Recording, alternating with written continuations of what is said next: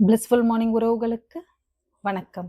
நான் உங்கள் இயற்கை மற்றும் யோகா மருத்துவர் மீரா பேசுகிறேன். ஒருத்தவங்க எனக்கு கால் பண்ணியிருந்தாங்க, ஒரு அம்மா. அவங்க வந்து, மேடம் நான் வந்து உங்கள் வீடியோஸ் கொஞ்சம் தொடர்ந்து பார்த்துட்ருக்கேன். அதில் நீங்கள் சொல்கிற ப்ராக்டிசஸ் ஹோப்பனப்பனோ, இஎஃப்டி எல்லாம் நான் பண்ணுறேன். இன்ஃபேக்ட் நான் வந்து ஹீலிங் டெக்னிக்ஸ் கூட படிச்சிருக்கேன். ரேக்கி எல்லாம் கூட சில லெவல் முடிச்சிருக்கேன். நான் ப்ராக்டிஸ் பண்ணிட்டு இருந்தேன். நான் பண்ணுறப்போ அதெல்லாம் நல்லா இருக்கு. ஆனா இல்லன்னா, திரும்ப எனக்கு அதே மாரி பிரச்சனைகள் எனக்கு வரா மாதிரி இருக்கு. என்னால கன்சிஸ்டன்ட்டா பண்ண முடியல. சரி நீங்க சொல்றீங்க, அந்த செஷன் 5 மணி கிளாஸ் அட்டெண்ட் பண்ணலான்னா, அதுவும் எனக்கு முடியல. என்னுடைய சூழல் வந்து வீட்டு சூழல் அதுக்கு ஒத்து வரல அப்டின்னாங்க. அப்ப எனக்கு ஒரு கன்சல்டேஷன் வேணும் உங்ககிட்ட இருந்து என் பிரச்சனைக்கு. சரிம்மா சொல்லுங்க. அதுக்கு அவங்க என்ன சொன்னாங்கன்னா, "மேடம் எனக்கு லேட்டா எந்திரிச்சா பிடிக்கவே பிடிக்காது. அதனால நான் காலையில சீக்கிரம் எந்திரிச்சுருவேன். சூரியத்துக்கு முன்னாடியே எந்திரிச்சுட்டு நான் வேலைகள பார்க்க ஆரம்பிச்சுருவேன். எனக்கு குளிக்காம சமையல் கட்டுக்குள்ள போனா பிடிக்கவே பிடிக்காது. அதனால நான் எந்திரிச்சதும் குளிச்சுட்டு தான் நான் சமையல் கட்டுக்குள்ள போவேன். எல்லா வேலையும் எனக்கு செய்ய ஆரம்பிச்சுருவேன். டீ, காஃபி கூட அப்பதான் மேடம் நான் போட ஆரம்பிப்பேன்." அடுத்து சொல்றாங்க, "மேடம் எனக்கு லேட்டா போனா பிடிக்கவே பிடிக்காது. அதனால நான் எல்லாத்தையும் டான்னு பர்ஃபெக்ட்டா செஞ்சிரணுன்ட்டு எல்லாத்தையும் நான் டைம் பார்த்து கரெக்ட்டா செஞ்சு வச்சுருவேன் மேடம். அதுலலாம் எனக்கு ஒரு இதுவுமே கிடையாது." அப்படின்ட்டு அவங்க வாழ்க்கை சூழ்நிலைகள, வீட்டு சூழ்நிலைகள எல்லாம் சொல்லிட்டே வந்தாங்க. அடுத்து அவங்க சில இஷ்யூஸ் அதெல்லாம் சொன்னாங்க. அது மாரி இருந்தது. இதுல என்ன கவனிக்க வேண்டிய விஷயம்னா, அவங்க சொன்ன எல்லா விஷயத்துலயுமே, "எனக்கு இது பிடிக்காது. எனக்கு இது ஒத்து வராது. எனக்கு இது கம்ஃபர்ட்டா இருக்காது." இந்த மாதிரி தான் அவங்க எல்லா விஷயத்தையுமே சொல்லிக்கிட்டு வந்தாங்க. அவங்களுக்கு என்ன வேணும் அப்படின்றத விட, என்ன வேண்டாம், என்ன பிடிக்குன்றத விட, என்ன பிடிக்காது, இதுல தான் ரொம்ப தெளிவு அதிகமா இருக்கு. அந்த மாதிரி தாங்க நம்ம எல்லாரும் இருக்கோம். இது வந்து ஒரு தப்பு அப்படின்னு கிடையாது. இது வந்து நமக்கு தேவையற்ற விஷயம். அவ்வளவுதான். தேவையில்லாத விஷயம் எல்லாமே தப்பான விஷயமா இருக்கணும்னு அவசியம் கிடையாதுங்க. சரிங்களா? நமக்கு இது தேவையில்ல. நம்ம வாழ்க்கையில அடுத்த கட்டத்துக்கு நோக்கி போகணும்னு நம்ம நினைக்கிறோம். இன்ஃபாக்ட் அவங்களுக்கு ஹோப்போனோபோனோ பத்தி தெரிஞ்சிருக்கு, இஎஃப்டி தெரிஞ்சிருக்கு, ஹீலிங் எல்லாம் கூட அவங்க பிராக்டிஸ் பண்ணிட்டு இருக்காங்க. ஆனா, அதெல்லாம் பண்ணா கூட அடுத்த கட்டத்துக்கு போகாம இப்படி மேல போறோம், திரும்ப கீழ வரோம். ஜானேர்னா முழம் சறுக்குது. இந்த நிலைமையில இருக்கோம் அப்படின்னா, அதுல அடிப்படையா இந்த ஒரு விஷயத்த நம்ம பார்க்கணுங்க. பொதுவா நம்ம வாழ்க்கையில மாற்றம் வரணும் அப்படின்னா, 2 விதமா நம்ம அத வந்து ஹேண்டில் பண்ணலாம். 1 யாராச்சும் ஒரு குரு, ஒரு கோச், ஒரு மென்டர் அவங்க கிட்ட சேர்ந்து, என்னுடைய பிரச்சனைகள் இதெல்லாம் இருக்கு. இந்த விஷயத்துல நான் மாறணும்னு இருக்கேன். என்னுடைய உடல் நலத்துல இந்த அளவுக்கு நான் வரணும்னு இருக்கேன். என்னுடைய மனநலம் ஒரு கோல் செட் பண்ணி, அதுக்காக நம்ம வொர்க் பண்றது, ஹீலிங் பண்றது அது தனி வகை. அவங்க நமக்குள்ள லேயர் லேயரா நமக்கு தேவையான எல்லா விஷயத்தையும் சொல்லி நம்மள வழிநடத்தி கொண்டு போய் ஒரு முழுமை அடையறது அது ஒரு வகைங்க. எல்லாராலயும் ஒரு கோச் கிட்ட, மென்டர் கிட்ட சேர்ந்து பண்ண முடியாது. ஆனா, அவங்களுக்கும் வாழ்க்கையில இந்த மாற்றங்கள் எல்லாம் இந்த டெக்னிக்ஸ யூஸ் பண்ணி தேவைன்னு இருக்கும். அந்த டெக்னிக்ஸ் பத்தின நாலேட்ஜும் இருக்கும். அவங்களுக்கு இப்ப நான் பண்ற மாதிரியான ஒரு செஷன்ஸ் காலையில டெய்லி கன்சிஸ்டன்ட் பிராக்டிஸ்க்கு எப்படி இருந்தாலும் நம்ம தினம் தொடர்ந்து பண்ணிட்டே இருப்போம். புரியுதுங்களா? காலையில எந்திரிச்சோம் அப்படின்னா, 5 மணிக்கு அந்த எல்லா நாளும் போய்க்கிட்டே இருக்கு. அது மாரி கன்சிஸ்டன்ட்டா ஒரு கம்யூனிட்டியா உட்கார்ந்து அத பிராக்டிஸ் பண்றது, அது ஒரு வகை.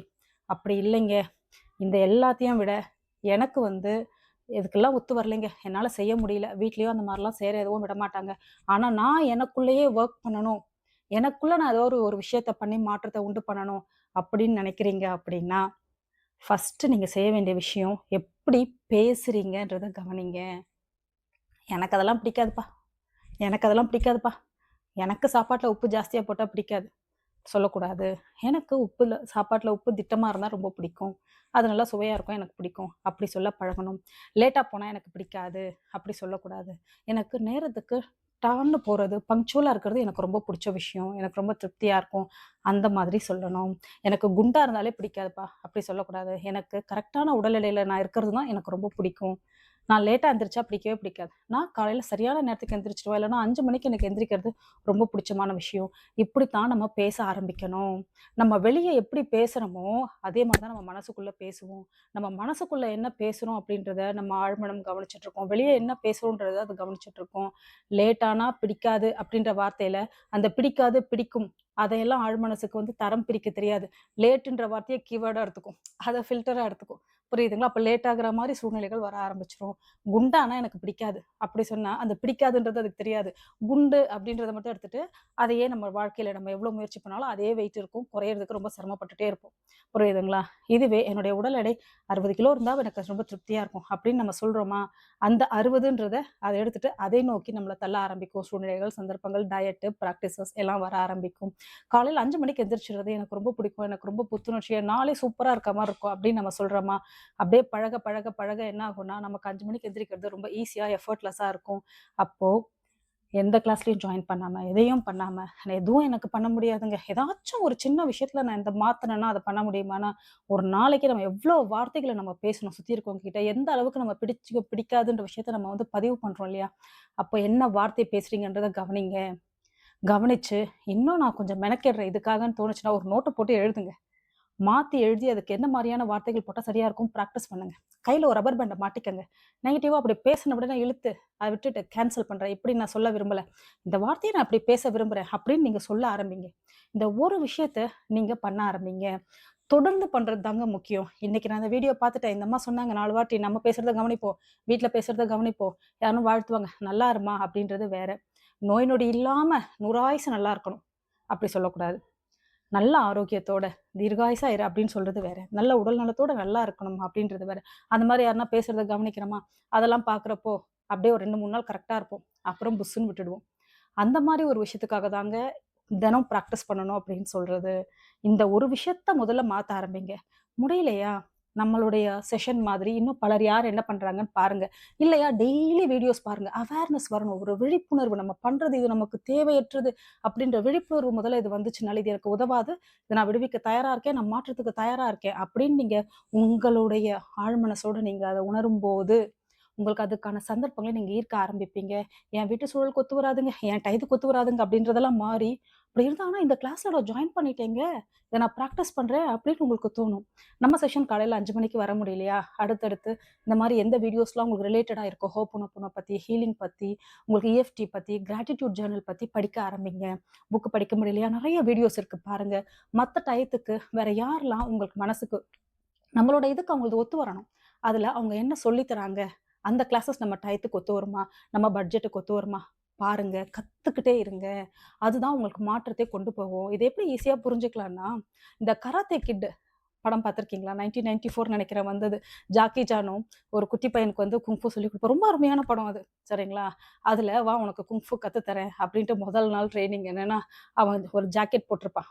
அந்த ஜாக்கெட் போனதும் அத கழட்டி மாட்டுறதுக்குன்னா எப்பயும் கீழ தான் போட்டுருவான். அத அவர் என்ன சொல்லுவாருன்னா, கழட்டுனதும் ஒரு கொம்பு வச்சிருப்பாரு. அந்த பிராக்டிஸ் இது பண்ற மாதிரி இருக்கும் இல்லையா? அதுல மாட்ட சொல்லுவாரு. அப்புறம் திரும்ப எடுத்து உடம்புல மாட்ட சொல்லுவாரு. அப்புறம் கீழ போட சொல்லுவாரு. திரும்ப கீழ இருக்கிறத எடுத்து அந்த இதுல மாட்டணும். ஸ்டாண்ட் மாரி இருக்கிறதுல மாட்டணும். திரும்ப அத எடுத்து அவன் உடம்புல மாட்டிக்கணும். திரும்ப கீழ போடணும். அத திரும்ப கீழ இருக்கிறத குனிஞ்சு எடுத்து ஸ்டாண்டுல. இதையே மாத்தி, மாத்தி தினம் ஒரு 100 வாட்டியோ, எத்தன வாட்டி பிராக்டிஸ் பண்ணுவாங்கன்னு தெரியாது. கணக்கே இல்லாம பண்ணுவாங்க. அந்த பையன் டயர்ட் ஆயிட்டு, "நீ வந்து உங்களுக்கு வந்து குங்ஃபூவே தெரியாது. நீங்க வந்து சும்மா சொல்றீங்கன்ற" அளவு அவன் கத்த ஆரம்பிச்சுருவான். இதையே தான் பண்ணிட்டு இருப்பாங்க. அடுத்து என்ன ஆக ஆரம்பிக்கும்னா, அடுத்தடுத்து அவர் சொல்லி தர டெக்னிக்ஸ் வந்து, அவன அறியாமயே அந்த ஜாக்கெட் அவன் எப்படி எடுத்து ஹேண்டில் பண்ணானோ, மேல எடுக்கிறது, உடம்புல மாட்டுறது, கீழ போடுறது, மாட்டுறது, அத வச்சே அவனுக்கு வந்து அவ்ளோ அழகா அவர் குங்ஃபூல வந்து அவனுக்கு சொல்லி தர மாதிரி அத காட்டியிருப்பாங்க. ரொம்ப அற்புதமா இருக்கும். நம்ம ஆழ்மனசு இப்படிதாங்க வேலை செய்யுது.